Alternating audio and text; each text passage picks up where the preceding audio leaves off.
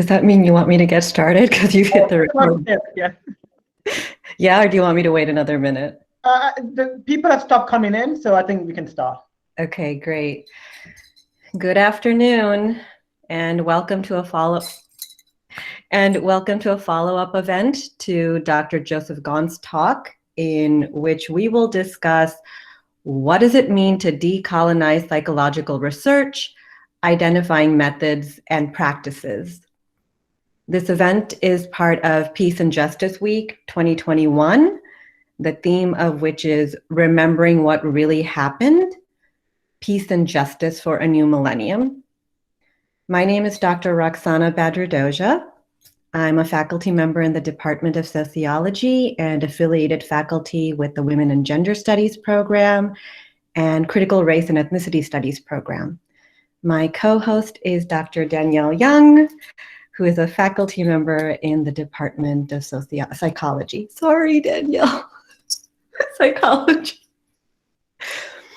So I begin today by inviting all of you to slow down for this talk. We've got 1 hour together, and to slow down, and I'm inviting you to soften your breathing and opening your hearts to the land we occupy, right? So I want to repeat that, right? Softening our breathing and opening our hearts to the land we occupy. And I ask you to accompany me by squarely rooting ourselves in land acknowledgement. The modern identity American, as a subject of citizenship and nationalism, is predicated on conquest. It's predicated on the erasure of indigenous histories and cultures and the desecration and pirating of indigenous lands known as Turtle, Serpent, and Heart Islands, right? The Aboriginal creation story of the lands that are now known as North America. We identify as American by rendering indigenous communities non-existent, as if nothing existed before the arrival of conquest. And this country has created institutions and strategies and technologies to render Black, Indigenous, and people of color invisible. I deliver this talk in American English from the territory of Munsee Lenape, of the Lenape people, and their endangered Munsee language. I recognize my institution's role in histories of dispossession and my own responsibility to our ancestral connections. I acknowledge that I learn, work, live on native water and land nourished by stolen and slaughtered lives. And the Munsee and Wappinger descendants remain here. They haven't disappeared. And so, with deep reverence for BIPOC liberations, I ask all of us to take a brief yet deliberate and intentional journey together to understand what trauma might mean. The question I pose is, how might we think about trauma? In my search for the meanings of trauma, I've come to discover that my narrative of trauma is indeed rooted in my role as a social scientist. And simultaneously, my understanding of trauma is antithetical to my rigid masculinist training. As a social scientist, I craft trauma to mean an internal response to overwhelming pain, grief, hurt, scare, irreparable heartbreak, right? A horrific experience that can't be processed at the moment, and or over time, right? Across a single lifespan and or across generations. I bring my role as an urban interfaith and cross-cultural shamanic practitioner to expand my understanding of trauma, to include what is known as susto in curanderismo. And the direct translation of susto from Spanish to English is scare. I see trauma then as a disruption to our soul, or soul fright and soul loss from a sudden shock or startling experience that interrupts our vital substance or life force, what is often known as chi or prana. One of my shamanic mentors, Bob Vetter, curandero, teaches me that when a splinter of our soul leaves, it does so to protect us at the moment, right? To keep us from harm in a deeper way. Nevertheless, a part of us becomes missing. And what this means is that while on one hand, the unresponsiveness of our nervous system is an intelligent design of survival, in the long run, trauma limits our capacity to engage with ourselves in the world. Trauma is also collective and can and often is generational. I understand collective trauma to mean a shared social, psychological, and cultural dimension of pain, grief, scare, heartbreak, and horror imprinted into the world we are born into. Specifically, following in my teacher Bob Vetter's footsteps, I define collective trauma as cumulative emotional, psychological, and sociocultural wounding, right? Wounding over a person's lifespan across generations, emanating from massive group susto or soul loss. Dr. Gahn summoned group soul loss in his reference to Richard H. Pratt's speech in 1892 at George Mason University, which included the now infamous line, "Kill the Indian and save the man." I immediately felt a chill in my spine, and I was painfully reminded of Pratt's founding of the Carlisle boarding school, right? The Carlisle Indian Industrial School in 1879 in Pennsylvania to civilize Indian children. Forced removal of Native children from their families, their land, their food, their spiritual practices, their entire way of life and being in the world. Spiritual author Thomas Hubel argues trauma is inflicted by inappropriate relationships. I use Hubel's work on trauma to understand how wars, broken treaties, the Bureau of Indian Affairs policies, and boarding schools a la cultural genocide to represent inappropriate relationships or state-sanctioned violence. I ask here, if unfreedom is the normative condition, right? If unfreedom is the normative condition, then how do BIPOC folks live our lives? I follow the trail of Dr. Saidiya Hartman.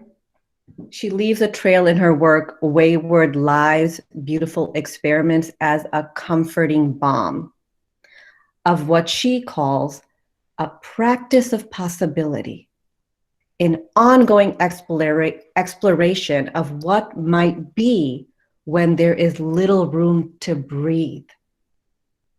She's talking about trauma. So I think a lot. I consume myself about how can we create appropriate relationships? How can we create appropriate relationships when there's little room to breathe?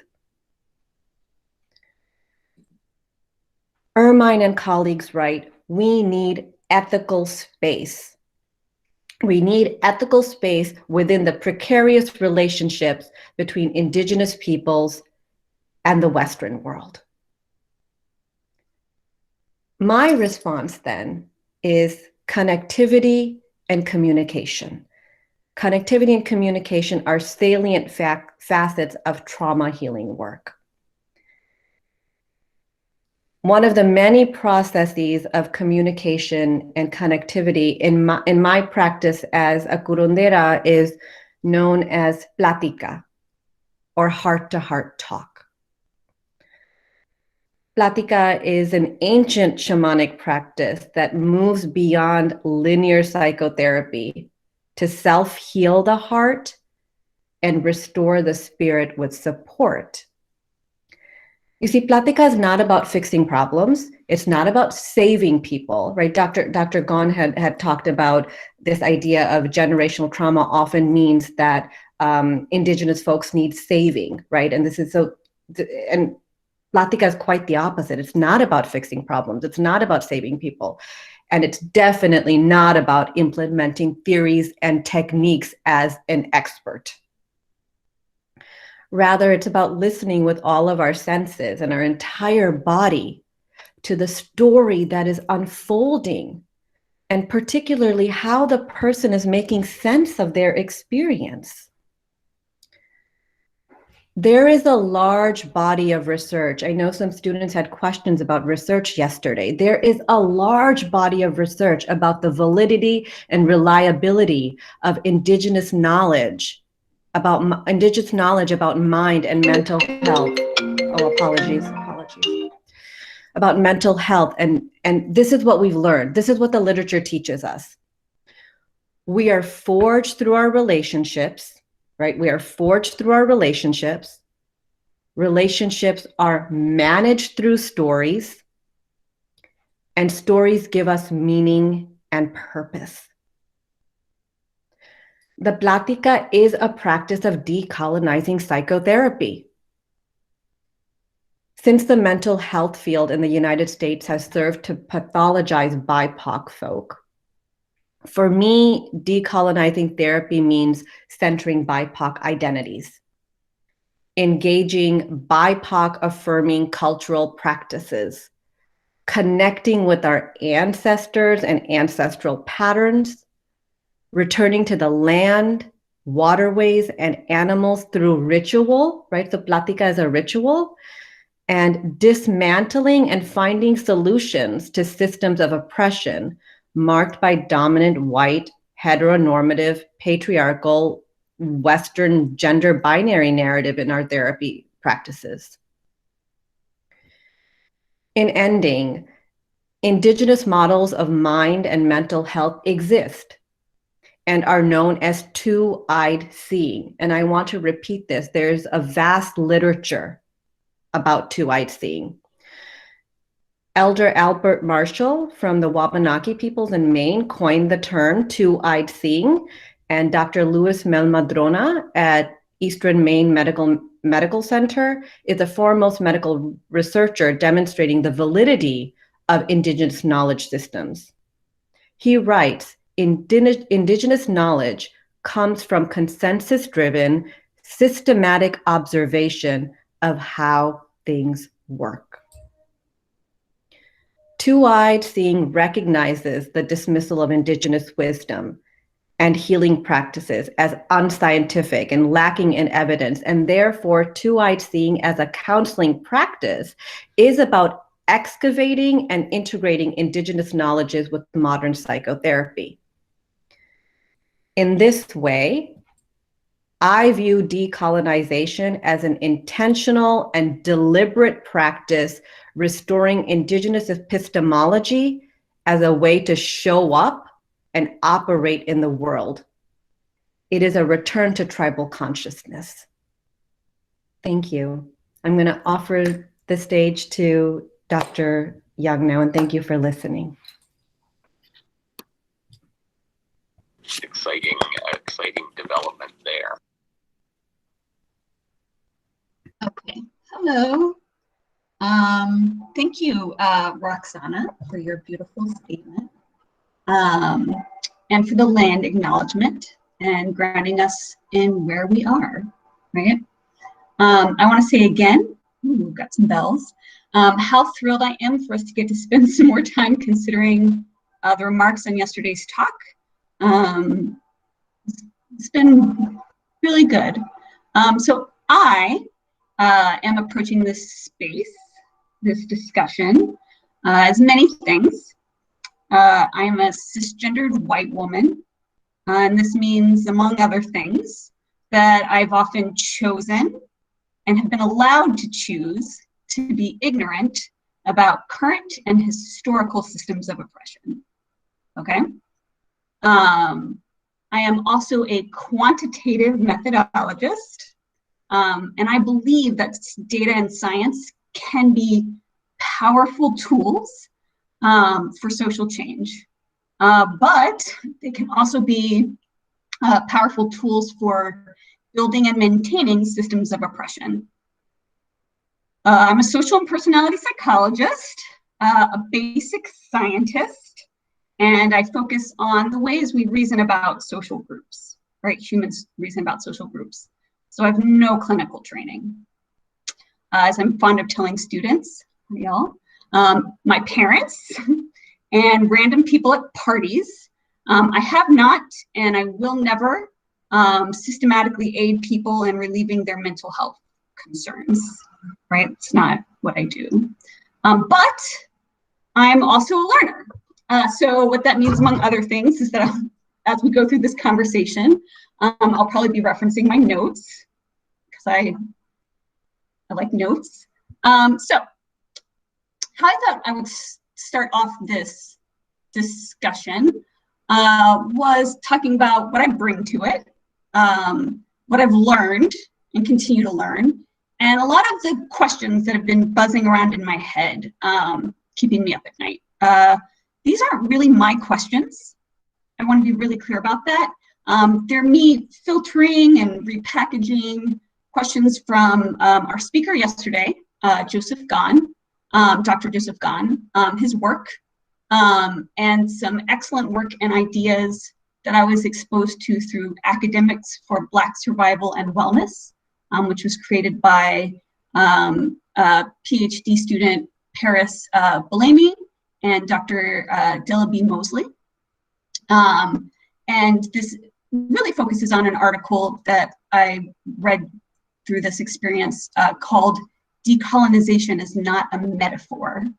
And this is by Tuck and Wang, which I read it this summer and I had to like stop for like 3 weeks to really think about it, and I haven't stopped.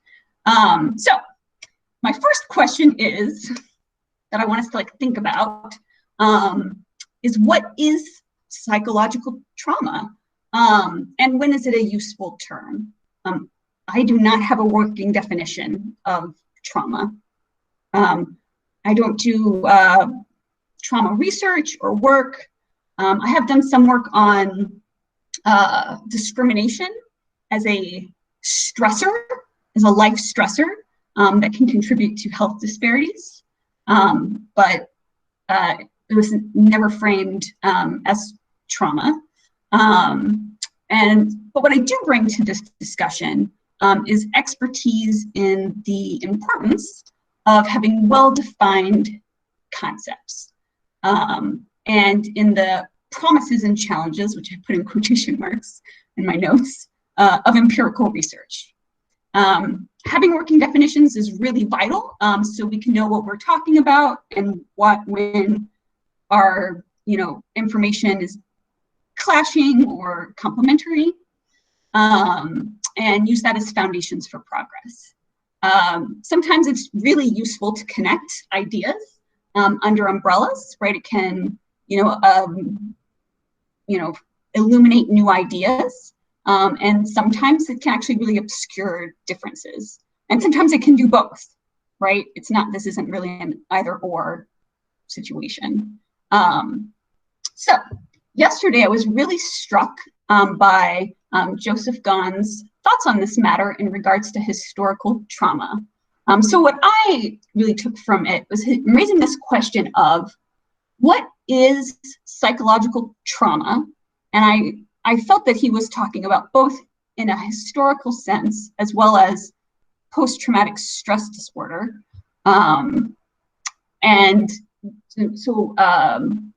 What is it? Is it literal? Like, is it an actual physical thing? or is it figurative? He noted that there were some really strong outcomes of thinking about historical trauma as a more or less, I would say, like literal thing to serve as a tool to legitimize suffering and to really legitimize the need for repair, right? He also brought up some questions about what was being obscured, right? So for instance, does this obscure or sort of take away from or not highlight the need for, legal justice? I think might be a good way to sum up what he was saying. So that's my thoughts on trauma. I know it's all questions. There's going to be more. So this leads us to our other piece, which is that I do not have a working definition of decolonization. Honestly, my official undergraduate and doctoral training as a psychological scientist did not include ever, I've put in question marks, the terms colonial or decolonizing or decolonization or any of that. That said, in Hawaii, where I did my doctoral training, we did talk about decolonization was common sort of generally, both in the literal sense and in the figurative sense. What would it mean for Hawaii to be decolonized? Would it involve removing itself from the US? Would recognition as a sovereign nation be acceptable? What did decolonization mean? So with this acknowledgement of myself as a learner, right, someone who is not deeply steeped in the concept of decolonization, I wanted to sort of throw out some ideas. They're not really fully formed, I wouldn't say, but I'll have some questions. I have questions that I'd like to hear thoughts on if anybody has them, especially in light of the question posed today, which is, what would decolonizing look like in psychology? Okay, so here's my 3 questions. 1, and this is the one that like stopped me in my tracks for 3 weeks this summer. Is decolonization possible when we, the settlers, are still here? That's my first question.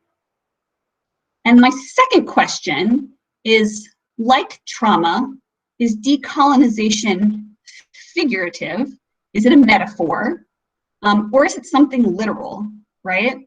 Is it something that we, in order to decolonize, we physically must remove colonizers, like me, right, from a space? Is that what is necessary? And what is lost and gained by each of those imaginings, right? If we make decolonization a metaphor, what do we lose, right? And what is gained, right? And similarly, if it's a literal thing, what do we lose and what is gained? And then, oh gosh, this leaves me with even more questions. Okay, so what does this mean for psychology's role or goal? I don't even know if it can be a goal, as an academic pursuit, right? Something that we study in academia, as a clinical practice, which I have a lot less traction with, I would say, as a science, right? What does it mean as a social scientist or a scientist in general? And what does it mean for psychology as a tool of liberation? Can psychology, as any of these things, an academic pursuit, a clinical practice, or a science, be a tool of liberation? And then, what about academia as an institution, sort of like writ large, right? Can academia be any of those things? So that's what I have to say to start off with, I guess. I said, with that said, let's chat. Roxana? or anybody? Are you asking me to respond to some of your questions, Danielle? Yeah, if you have thoughts, I would love to hear them. I do have some thoughts. I think there's a vast body of literature that we're not looking at. There's, the literature in the anthropology of consciousness that is informed by two-eyed seeing. There's vast literature on the construction of, Aboriginal theory of mind and mental health. The information is out there. We're doing the work. It's just not integrated as part of the dominant, psychotherapeutic discourse, and that's part of the problem. So part of decolonization is to integrate research that supports indigenous epistemology, that supports ancestral work, which are not dominant paradigms in in contemporary psychology and psychotherapeutic work.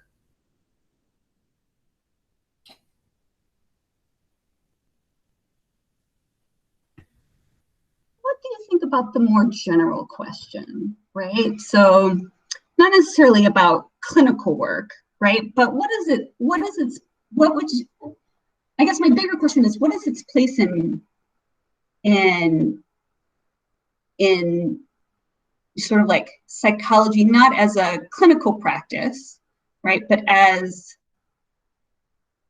an academic and scientific existence, right? So, and is integrating enough, right? Is that actually decolonizing, or is that integration, which I think could be, it is maybe like a base level important, right? But I guess my question is that actually decolonizing, right? Is that, I guess, is it enough?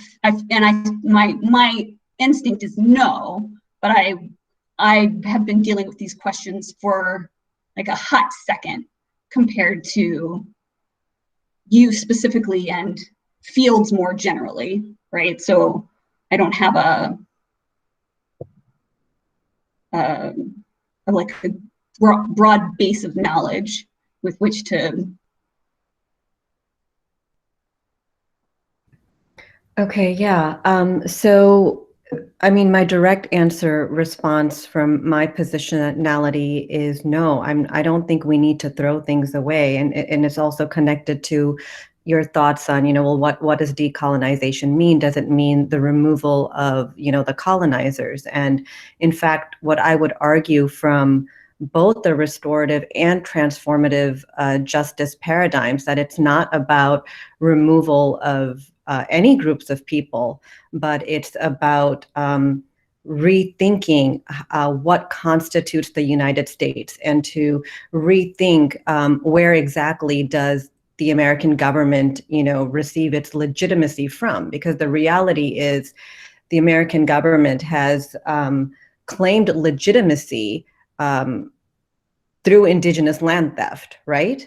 So we need to, I would argue that we need to step away from conversations of removing anybody, or removing, or I don't think you're articulating removing academia, but to rethink and to decenter, what serves as hegemony. And I think there's also this idea that indigenous knowledges, that it's not consensus driven, that there isn't systematic observations, that we are not doing work to ascertain reliability and validity. And so indigenous knowledges and indigenous practices, what would constitute as psychotherapeutic practices, is deeply embedded in very thoughtful and deliberate methodology. And so this practice of two-eyed seeing, right? The plática is part of that two-eyed seeing process.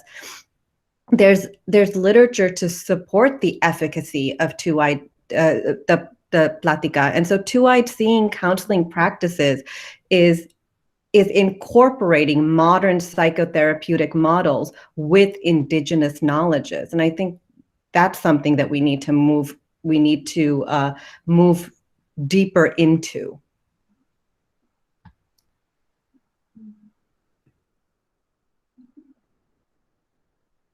Feel like, I mean, I want to let everyone, I'm super into this, right? Maybe and our I don't. audience, oh, sorry, I'm sorry. No, go. What were you saying? Maybe our audience members, maybe students have Yes. questions. So I just wanted to say I would love to hear some of our students. I think it's been a fantastic conversation for the last 30 minutes. And I want to hear what the students are taking away from it. So.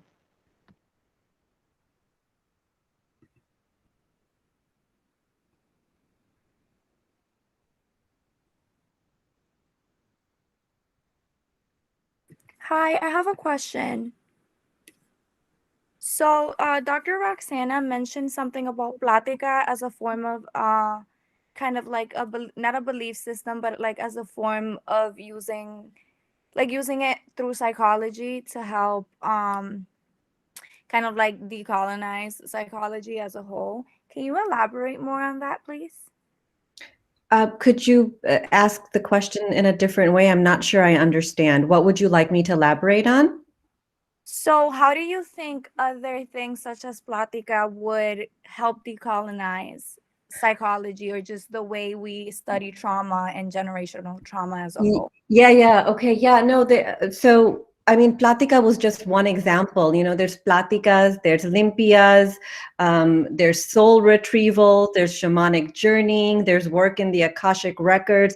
These are all, you know, indigenous psychotherapeutic practices to help people who are experiencing trauma, to help create a supportive space for them to engage in self-healing. And so part of decolonizing therapy is really stepping away, that the therapist is bringing in this expert knowledge and we're analyzing everything, and switching that role around to holding space for that.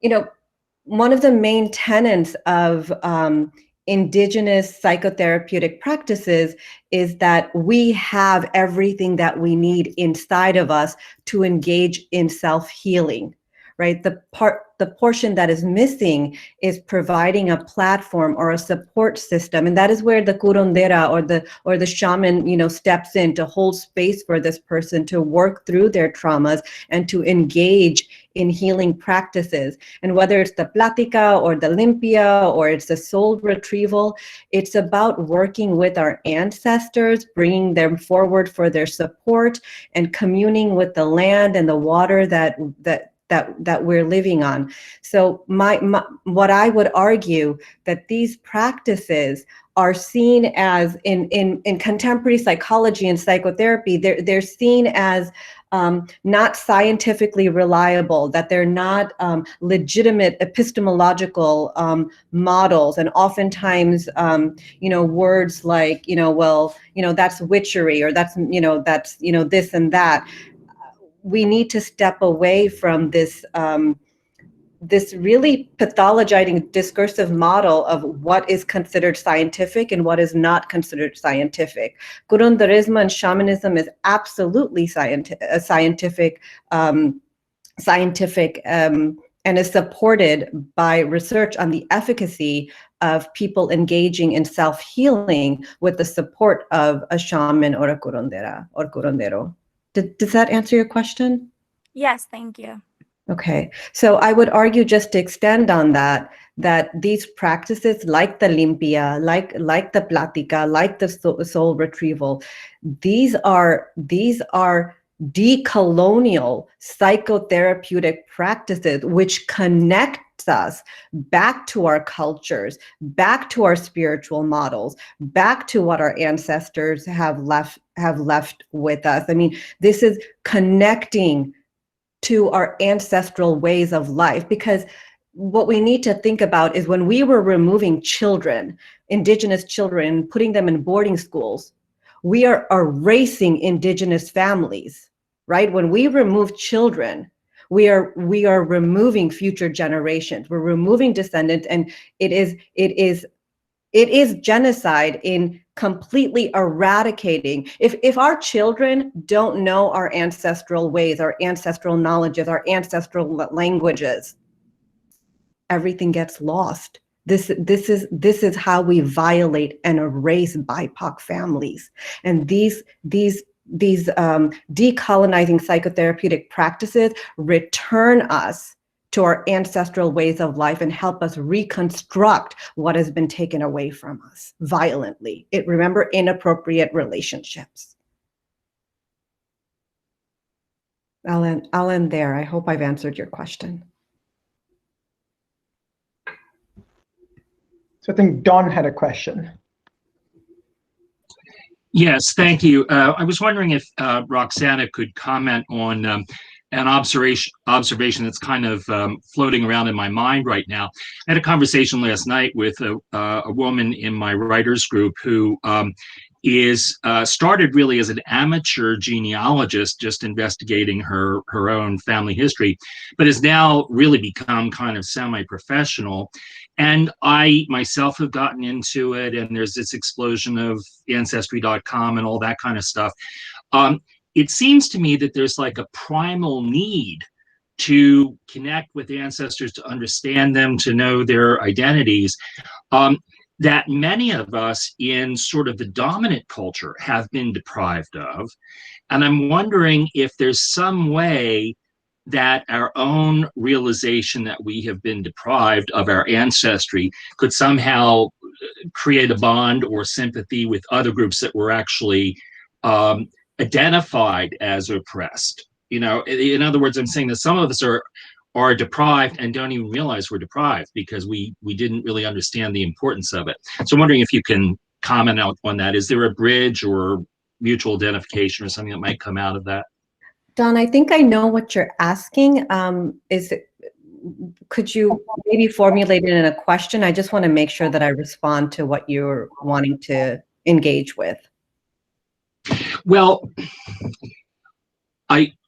it's fresh in my mind, so I don't have a very well-formed question. But I'm just wondering, when we're talking about something like intentional erasure of someone's past, that's different from maybe just a default kind of deprivation. But I'm wondering if in identifying the common elements of the deprivation, that somehow that can be a bridge of understanding. Okay, so I'm not sure if I entirely understand, but if you are asking me about white folk and are you asking about white folk and the connection to ancestral lineage? Well, yes, I didn't use the term white though, because there are a lot of white people who are more connected to their ancestors than say my white family was. I apologize. I still don't understand what your question is. Okay. Well, it's an observation. Well, let me try to, even though I don't quite understand, let me try to respond in some way. I would argue that communities across the board, white folk included, experience historical and generational trauma. And so I argue in my own work that whiteness in and of itself is an experience of trauma and is a disconnection from ancestral lineage. And so I would argue that it would behoove us to engage with the meanings of whiteness and what that has meant in terms of our connection, or rather disconnection, to ancestor lineage and our ancestral lineage.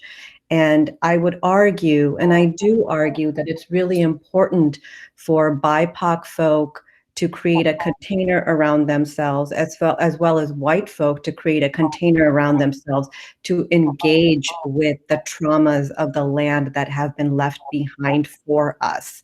And I do want to reiterate Dr. Gahn's argument that he argues that historical trauma often pathologizes BIPOC folk as not being able to take care of themselves. So I want to step, I want to support that and begin to argue that these containers that I'm talking about is exactly about self-healing within our communities, right? Before we start all, getting around the fire and start talking about white supremacy, I think our communities need to engage in healing and reconnect with our ancestral ways within our own communities before we get around the fire and talk together. And this was one of the major themes in Maine, in Wisconsin, when ICWA, the Indian Child Welfare Act committees, were formed to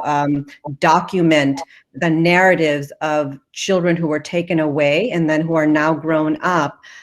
There was much conversations about how Indigenous folk did not want to share their stories with white ICWA members. And part of the argument was that they are their oppressors. They were taken away from their families and they needed private space to talk about their stories with other Indigenous members and to create a container to process that. And during the ICWA committee meetings, particularly in Maine, the white ICWA members did want to be part of the stories. And they asked, well, why don't you want us to be part of this? We want to hear your stories. And that is precisely a function of white supremacy. And so I'm arguing that we need to do our trauma healing work within our communities before we can talk to one another. Okay, thank you.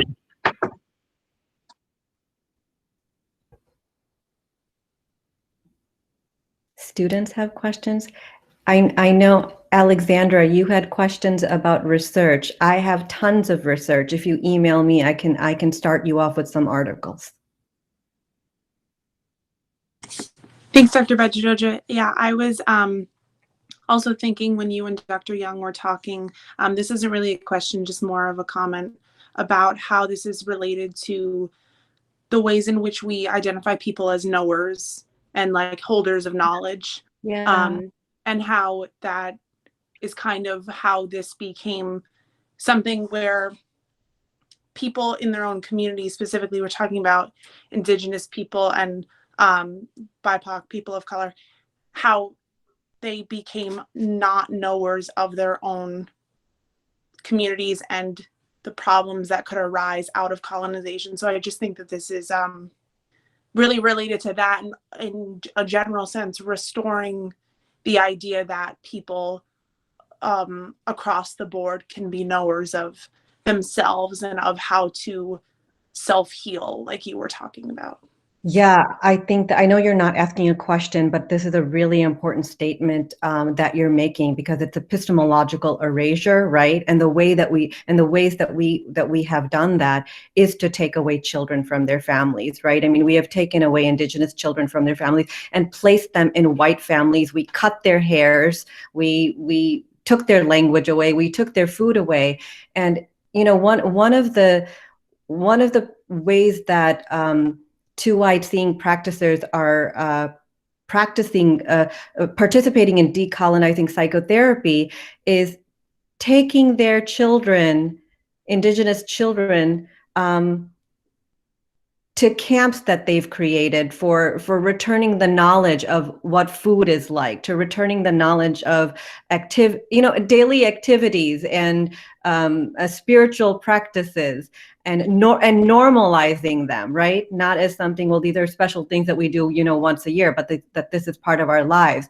So this decolonizing psychotherapy doesn't have to be a formal limpia or plática. It's about spending time cooking the food and returning that knowledge back to our communities, right?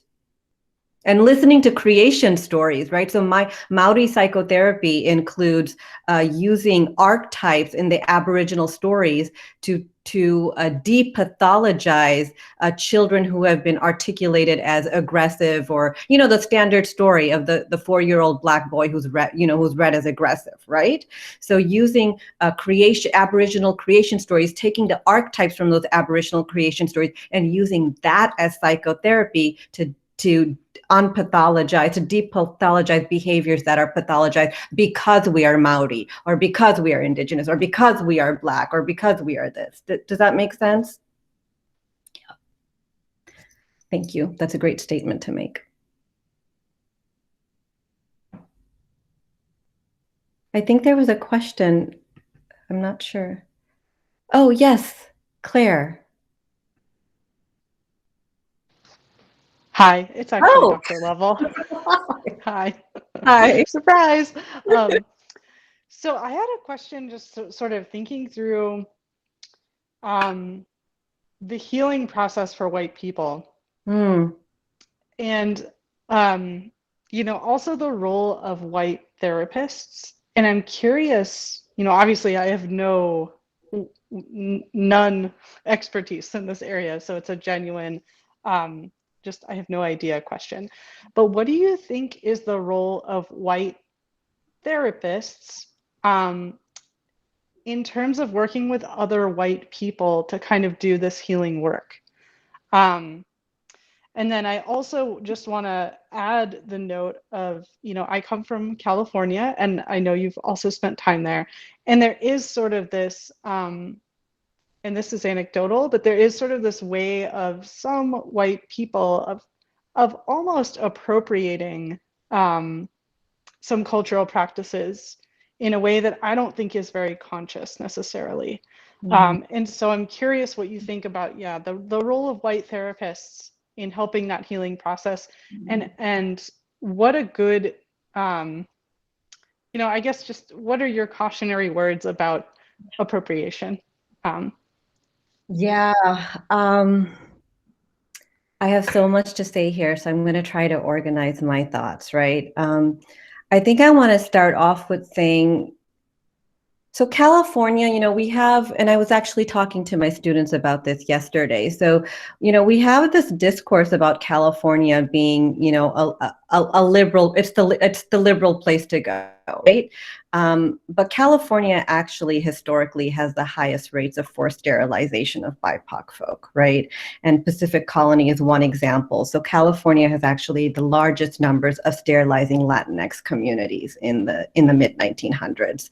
And so I use that as a foundation to respond to your question, that I think white psychotherapists, psychologists, whatever you want to use, I think we do need to decolonize the ways in which we are training psychologists and psychotherapists, right? I am actually taking some MFT programs, and I am really dismayed. Dismayed isn't the right word, actually. I'm horrified in the ways in which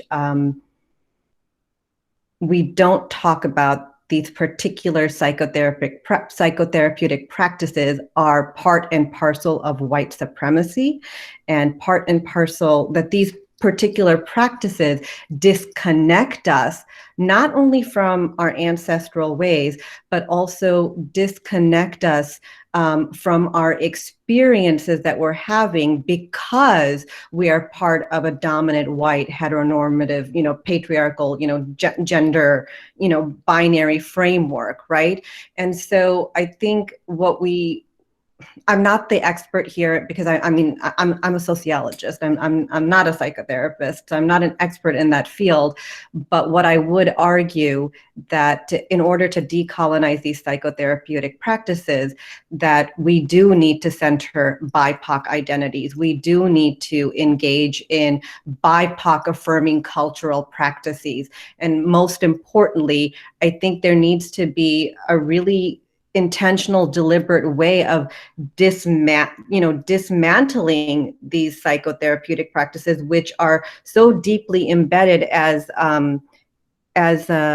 I think Alexandria pointed out about that. Who's the expert? That expert knowledge production, right? Because these modern psychotherapeutic practices are about, I'm going to heal you, and these are the models that we're going to use, and we end up using these models which are informed by white supremacy. So we end up pathologizing BIPOC family formations, right? And we end up pathologizing where being BIPOC is actually the pathology, right? That's what's unfolding here. And you asked about cultural appropriation.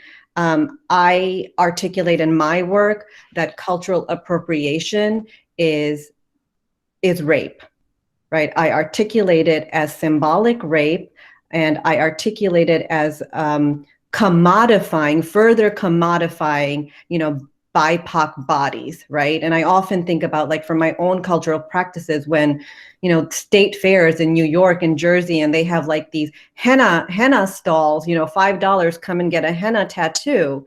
And for me, henna is a sacred herb that's used in healing practices, right? And so